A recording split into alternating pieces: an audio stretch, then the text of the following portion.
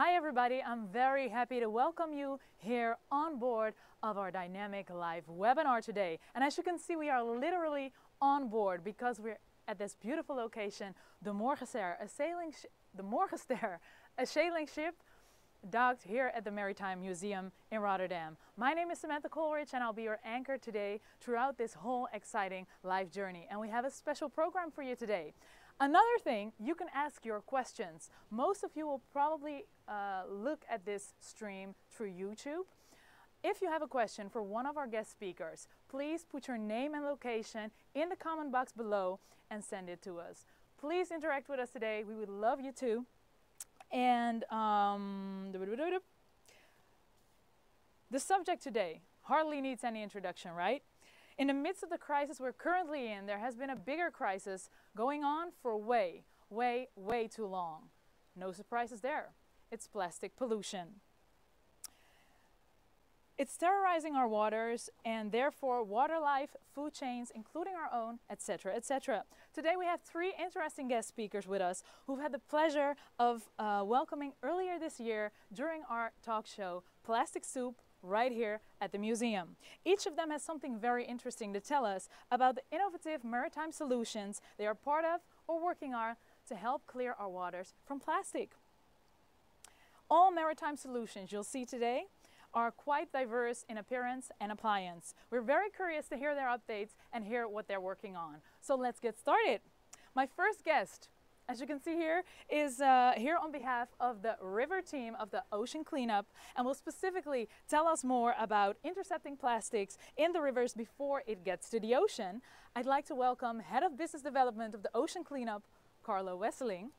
Carlo, thank you for joining us. Yeah, well, I'm happy to be here and great to be back in Rotterdam in the Maritime Museum where we used to have the Interceptor docked right here, so good to be back.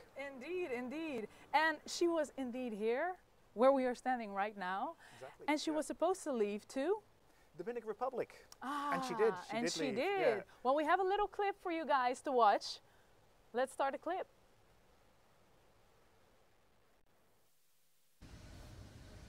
We're good to go. We're ready.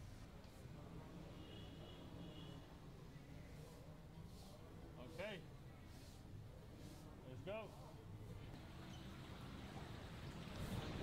It's been a very wonderful couple of days to see all of this come together. It's all happening now. We're pulling trash out of the Rio Sama.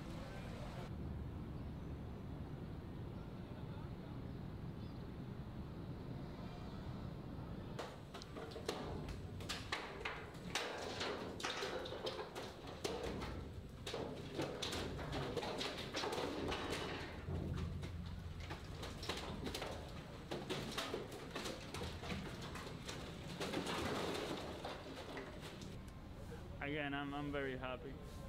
This is priceless moments.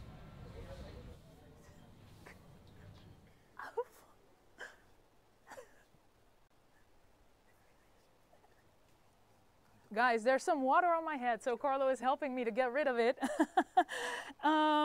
You just watched the video of the Interceptor laying in the Dominican Republic. They're very happy to have it there.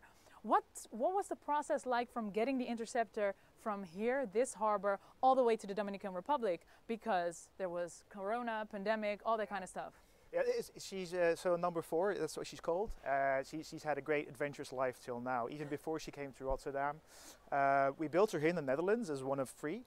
And we built her in Kampen, which is in the north of the Netherlands, and then we shipped her all the way to Hedel, which is near Den Bosch. It's a military complex where we wanted to test her in secrecy because nobody was actually allowed to know that we were building these. There we had to hide her again because journalists were figuring out there was something happening, so we had to cover her up with military tarps and camouflage nets. And then eventually we had the launch event here in Rotterdam, where we actually unveiled her to the world and saying we're also looking at cleaning up the rivers and stopping plastic from entering the ocean in the first place. Then we docked her here for the time being before we could actually ship her off to the Dominican Republic, and she had a great life here and a lot of visitors. And then we shipped her to the Dominican Republic.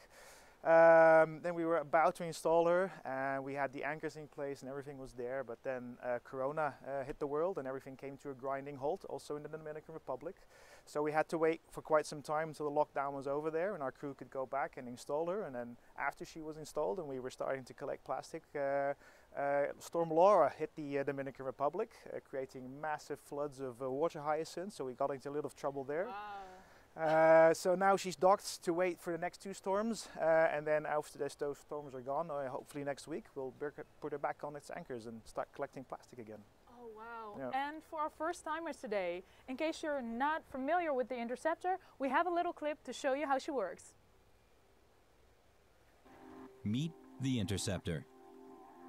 Developed by the Ocean Cleanup, this is the first scalable solution to prevent river plastic from entering the oceans. This is how it works. The solar-powered interceptors are strategically located in the river. Debris flows into the system, while boats are still able to pass. The barrier directs waste to the mouth of the interceptor. Here, a conveyor belt extracts the debris from the water onto a shuttle. Because the system functions autonomously, the shuttle knows when to equally distribute the waste into one of 6 dumpsters located on a separate barge. At any time, operators can remotely access the Interceptor's dashboards from anywhere in the world. Once full, the Interceptor automatically sends a message to local operators. The barge is brought back to shore, emptied for recycling, and reattached for further collection.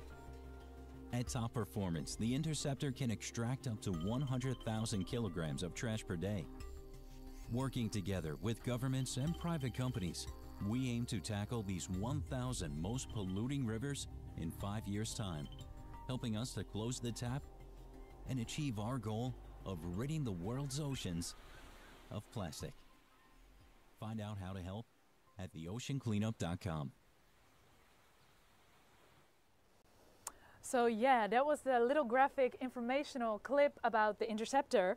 Carlo, how many are active out there right now? We just watched 4. Yeah, so that's number 4. So obviously you have number 1, 2, and 3 out there. It's not as simple as that because number 3 is in Vietnam, which we haven't installed yet. So that's still waiting installation. So we've got 3 active. Okay, wow. Yeah. And what's the process like of installing an Interceptor? Well, we ship it. It's in containers, so it's containerized. We ship it to its final location, to a harbor near there, and then we assemble it. So it's kind of an IKEA building package. You have to put it all together.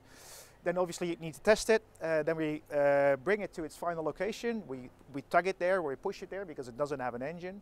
You have to educate people? You have to educate? You have to educate people. Yeah, you have to install it on its anchors and then kind of tweak it so it's actually at exactly the right spot in the river you want it to be. And then you need to train the operators. So we find local crew or local operators, and then we educate them on the system. We teach them how to work the system. It's quite simple, but still you need to do it safely. And after that, we kind of start the offloading process of the plastic, which is again a new process that you have to teach people to do. And if that's all done, then we hand it over to the local operators and then they take over. And speaking of new things, what's new for the Interceptor? What's the update? The updates on the Interceptors, well, number 4 that you just saw on the clip, that's our 2nd generation Interceptor. We've been hard at work at improving that system as well. We have one in Malaysia. We're improving the barriers, we're improving the intake to keep the efficiency up and the downtime down. At the same time, we've also been working on the 3rd generation, which is a massive improvement already on the 2nd generation. It's going to be cheaper, easier to build, and more effective than the current one. Those are going into massive production, in series production. We're not doing those ourselves, but we have actually a supplier who's going to produce them at scale. And then we're going to deploy them at the start of next year. And then we'll be rolling out at least to number 16, hopefully not next year. And then from there, we'll go up and up and up. So we've got 1,000 rivers that we want to solve. What's that? Got a question. That's a question for you, probably. Yeah, probably. But wow, 16 Interceptors. Oh! Sound effects. Yes. It's all live, guys. There is a question from Claudine, and she asks, hi Claudine, how will the ship know the difference between live, underwater and plastic? So the Interceptor takes up plastic, or actually the screen guides plastic to the Interceptor. So there's a barrier screen, it does it 70 centimeters deep. And then the currents of the river actually push it towards the Interceptor. So everything that floats is actually held back by the barrier and then pushed towards the Interceptor, and the Interceptor extracts it from the water river conveyor belt. So what we've seen with live animals and turtles and fish, that they understand that that's not something they want to be in, so they just swim under or around the interceptor. And obviously that way we don't actually harm them. For every deployment that we do thorough environmental analysis on what's actually living in the water, so that we don't do more harm or don't harm anything. And we also monitor that continuously. So our operators are also trained to monitor live animals around the interceptor and see how they interact with the system and report that back to us. Wow, so good. if we need to make adjustments or adaptations, that we do it safely. Yeah. Good stuff. Yeah. And guys, this is all live, so I'm just looking to the side to see if we're doing another question or if it's just one question. Is it just one question? We have time for a second question. We do, guys. Milan asks, what are the sources of plastic pollution in the ocean? So, and I think Milan means, what are the most common sources of plastic pollution?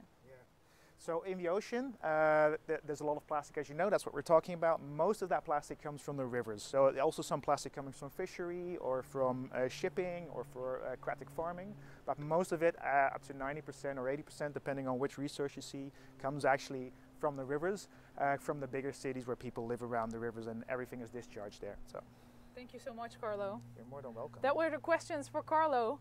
Carlo, thank you so much for being with us. We will keep following you guys and we'll probably see you at the next update that we're doing around this subject. Good luck. And we're moving on to our next guest. Thank you. Hi, and this is my second guest. This is my second speaker and he's a Rotterdam local. He has been actively fighting plastic pollution in our waters locally for years and beyond now. And let's start off with a clip to see what Ramon, that's his name, this is Ramon Knoester, is doing with his company, Clear Rivers.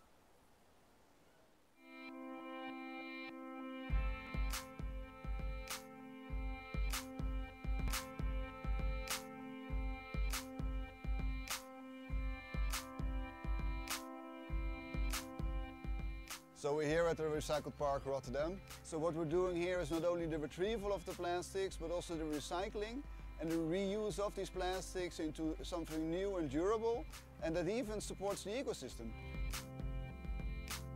So what we do, we organize cleanups to retrieve the plastics from the rivers, and to clean up the river shores. But at the same time, we found an innovation in passive litter traps.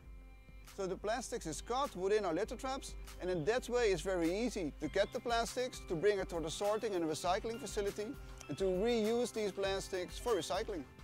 Yeah, so we see here that the Recycle Park makes a lot of sense because it supports the ecosystem here, but of course elsewhere we have to develop other kind of products. So we already made a very good test with 3D printing. We can already make furniture, but also nowadays we are developing building blocks that we can use to develop housing. So in that way we can offer a kind of catalog with the different kind of products and techniques that can be used to really upcycle the plastics that we retrieve from the rivers and the ports.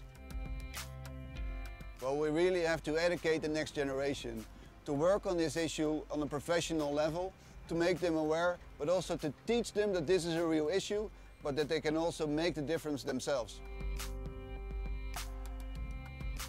Yeah, of course, this is a global problem, so we also need to find global collaborations and global partners to really be able to make the difference and to really stop all these plastics from entering our seas and oceans.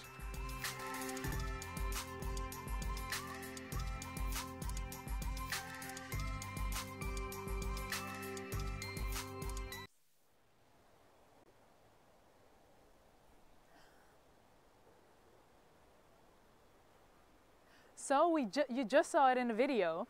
Ramon catches plastic with litter traps that are inside of the water, and you make sure that you repurpose the plastics, right? Can you tell us a little bit about that? Yes, of course. Yeah, we see that it's very important to also give new value to the plastics, to really stimulate the cleaning of the plastics or taking the plastics from the river, but also to give it a new purpose. And especially we see this in countries which are still under development, where the recycling is still rather poor. And there, if you start taking the plastics from the river and they don't, let's say, have a decent recycling in place, then they still don't know what to do with it. So what we do is not only introduce the litter traps, but we also introduce recycling techniques or improve the recycling techniques, really to let them reuse the plastics that they are starting to retrieve themselves. And most of us have already picked up on it. There's a lot of extra pollution now with this pandemic in the water. There's masks, there's gloves.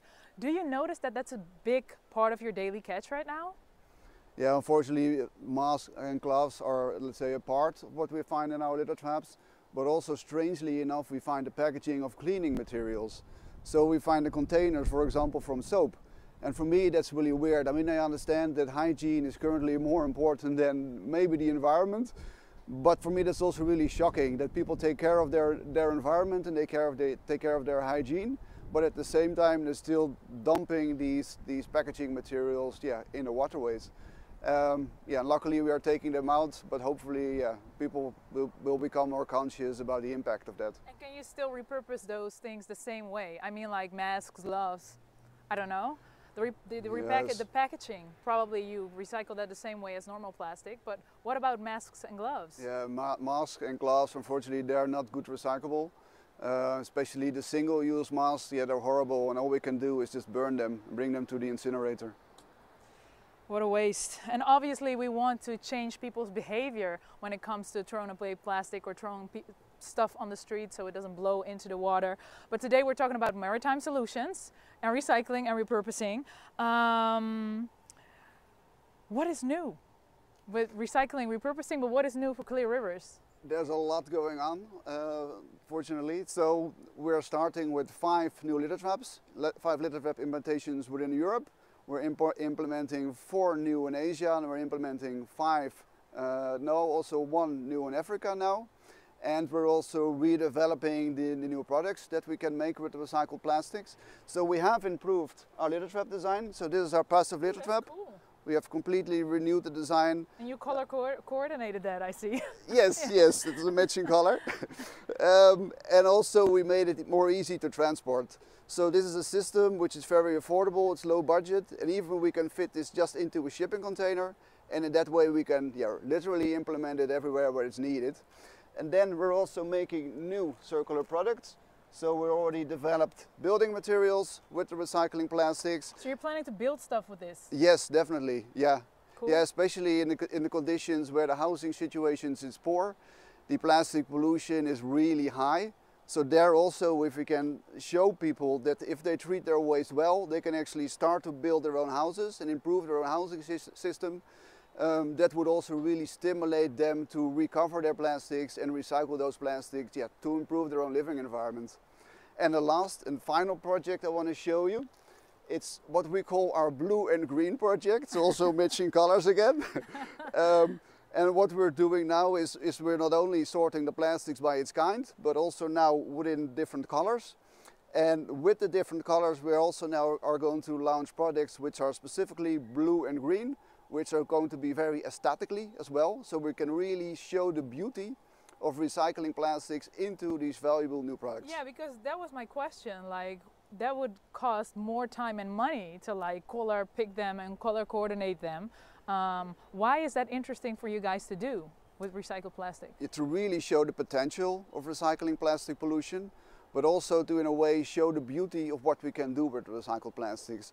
So that it's not brown or gray or black? Yes, yeah. So in principle, if you unsort the plastics and you just recycle it, then you get this kind of gray, blackish color. But if you start to recycle it or sorting them by color, then the variety, the possibilities become much more wider. Yeah, it's more attractive, I guess. Depends on what you're looking for your house to look like. Anyway, we have questions. Robert asks, how do you get the money to do this? Ramon, are you a rich man? I'm rich by experience, yes. We get the money from local governments, luckily, but also we are depending on the public to support us and fund us. Actually now we launched a project in Borneo and there is an open fundraiser for that. So if people want to support us, please support our project in Borneo to also help the local community there to recycle and recover the plastic waste. Okay. And what is constructed from recycled plastics? You showed us a few already. Yes. Are there other things? I mean, like, do you, for instance, catch your plastics with recycled plastic? Yes, very good question. So our litter traps, they're literally made with recycled plastics. So also by retrieving more plastics, we get more plastic to produce more litter traps. And as you probably have seen in the video, we made a recycled park, so a floating park with the recycled plastics. Yep, ducks and everything. Yes, swans and geese, sorry. Of course, the building blocks we're going to have the new, specifically in color, building materials. We're making furniture. We already made 3D printed benches. And now we're going to add more furniture to the possibilities. And I've been told you're doing something with education. Yes, very good. Yeah, also in collaboration with the Maritime Museum. So that's really also key for this guest lecture here. So we're starting a new project, let's say study assignment, together with 500 students. And we gave them the task to help us to improve our litter trap system. So we see that the plastic pollution is unfortunately still increasing worldwide, and it will still increase probably for the next decades. So we see that it's really important also to educate the next generation and to get their creativity and their impact, and to help them also to solve the issue of plastic pollution together. And the winner, let's say the winning team with the best proposal, they're going to be exhibited here in the Maritime Museum for about a year. So did you hear that, guys? You're going to be exhibited here at the museum. So all of those good ideas, send them to this guy or to our museum. More on that probably on the website. Thank you so much, Ramon, for all the good work you do for our city and all over the world. And good luck. Thank you. Thank you so much. And we're getting ready for our next guest, the last one unfortunately already. And our last guest, yes, that's Richard. He calls himself an accidental environmentalist. And accidental or not, he's very, very passionate about what he does. As passionate that he created a device inspired by a whale shark called the waste shark. And Richard, welcome. Thank you very much, Samantha. The waste shark is actually joining us today, right? Mungo is the waste shark that we have in the water today. Mungo, like a mango or not? Mango with a U. Yeah. Mango with a U. Well, it's a cute name. It's a cute name. Well, can you tell me what we're looking at precisely and how it works? Or better yet, can I try it while you talk me through it and tell the people what we're looking at? Are you insured? No, don't worry. I hope so. You can play with Is it Mungo very while I tell you what it does. It is very expensive, but I'll trust you wholeheartedly. The idea behind a waste shark is that it's a drone, but it's an aqua drone, so it doesn't fly in the air, it flies through the water. And as you see right at the front there, it's got a basket that collects any trash that's floating on the top. And it's quite simple to control. Most kids can get it. I'll have to teach you that. So that's funny. So go full forward, Oh, that's full go speed. full backwards, and if you want Oh. to turn, you go up or down. I bet you had a lot of fun creating this. It's boys and toys, unfortunately. yeah, Yes, we've had a lot of fun making it work. But now I'm doing full speed and it's... You're going backwards. I'm going backwards? Go, if you push them both up to the front, there we go. Oh, there! Yay! I can buy my own waste shark. Well, a little bit more saving to do. Anyway, Richard, you were also with us in January when we did the talk show in the museum. What happened between then and now? We've had a lot of exciting developments. This is, I think, one of our biggest years, despite the pandemic coming in. We're building a number of different sharks to do a number of different things. So you see that the waste shark collects waste, plastic waste and bio-waste. We're now introducing an oil shark next month, which takes maritime oil and hydrocarbons off the top of the water. That's big news, guys. It's a big thing for us. And starting October, November, we start on what we call our shark pod, which is a machine that will be floating in the water, and we'll be able to take 5 sharks all at once. So it's like a mama shark. Basically, it's like a mama whale shark that has its little young coming in, emptying its trash out. They'll recharge, and then they'll both go out again, or all of them will go out again. And in about 12 months to 24 months time, that'll be a completely autonomous solution. So you'll be able to control that from your office and make them swim wherever you would like to go. So we're really excited about that. It's our next big thing. Wow, congratulations on the Thank you very brand. That's really nice. Is there any plan in the future to combine all these sharks? The oil shark, the waste shark and the data shark? Very much so. I suppose for an area like this and sort of a port like Rotterdam, data is very useful. So we do extract data, we harvest waste and we harvest data at the same time. And to be able to extract oil and waste and data at the same time for a port is quite necessary. So the combination of all three at the moment is something that we're looking to introduce in the next 12 to 24 months. And I said it in my intro, you call yourself an accidental environmentalist, right? And you're very passionate about inspiring other people with good ideas about sustainability. Do you still have time for that, running this whole business and coming up with all these new ideas? I think it's an exciting business to be in. So the team that we have around us are all as excited as I am, which is good. We come up with ideas for new products all the time. So we're always trying to encourage people to add suggestions, make our innovations better, and encourage other people who have great ideas around sustainability to do the same. Yeah. And the old shark, is it going to look like this shark? It's going to look pretty much like this. Inside it'll look quite different, but from the outside it'll look pretty much the same as this. So the anatomy will differ a little bit. Slightly, yes, yeah. But it'll still look as cute as this one.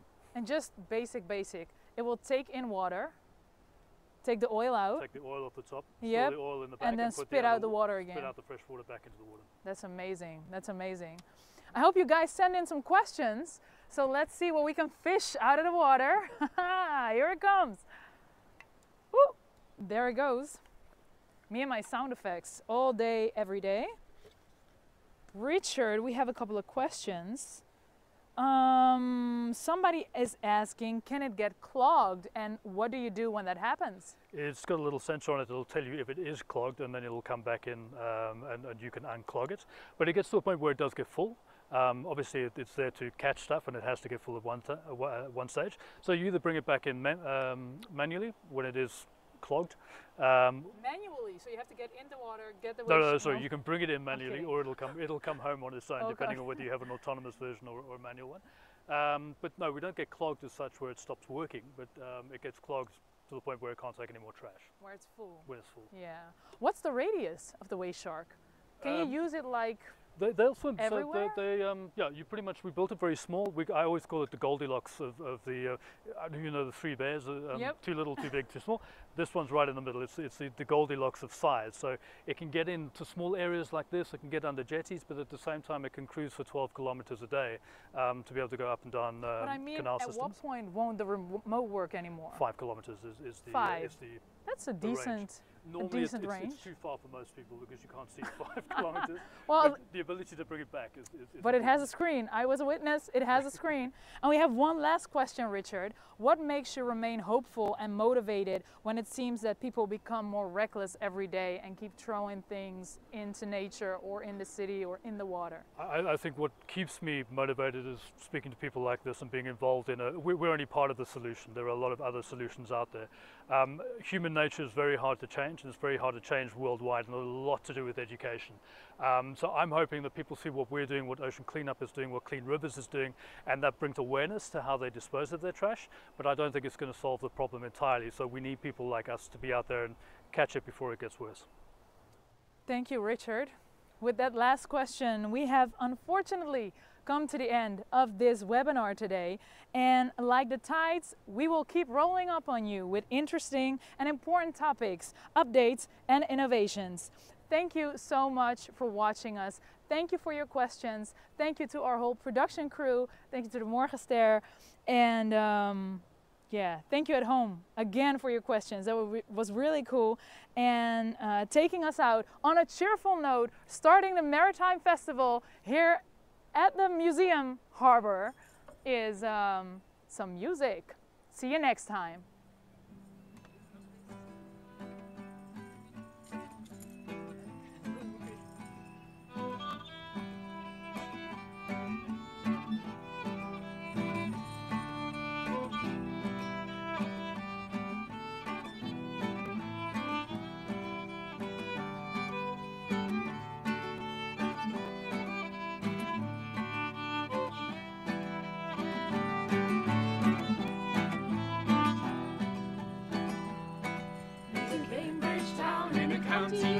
One morning in July, down the pouring green came a sweet girlie, and she smiled as she passed me by.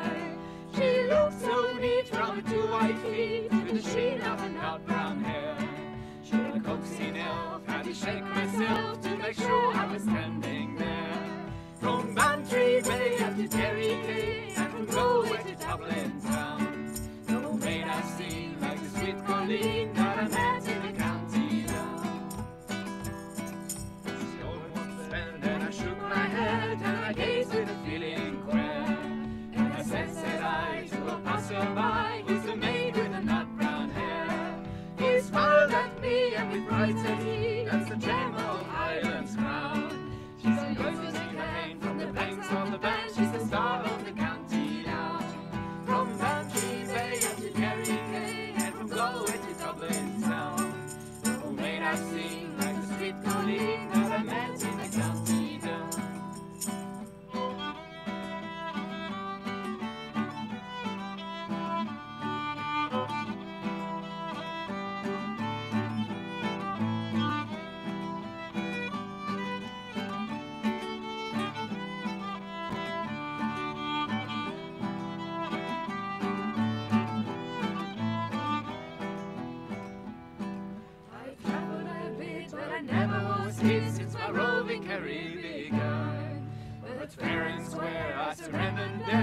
the charms of your Rose McCann. I've helped to let and a tenant yet did I meet with the shallow gown. But in she went and I asked for rent from the star of the county down. From Bantry Bay up to Derry Quay, and from Galway to Dublin town. No maid I sing like the sweet Colleen that I met in the county down. At the Crossroads Fair I'll be surely there, and I'm dressed in my Sunday clothes. And I'll trashing ties and delivering lies on the heart.